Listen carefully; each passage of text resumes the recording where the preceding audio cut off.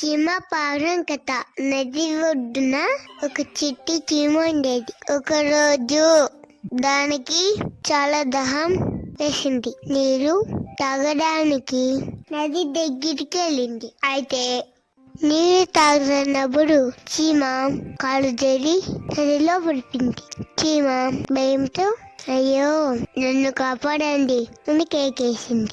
అదే సమయంలో చెట్టుపై ఉన్న పావురం చీమను చూసి ఒక ఆకును నదిలోకి వేసింది. ఆ చీమ ఆ ఆకు పైకి బయటపడింది. చీమ ఆనందంగా నన్ను కాపాడినందుకు చాలా థ్యాంక్స్ అని చెప్పింది. కొన్ని రోజుల తర్వాత ఒక వేటగాడు పావురాన్ని చూసి బాణంతో కొట్టడానికి చూశాడు.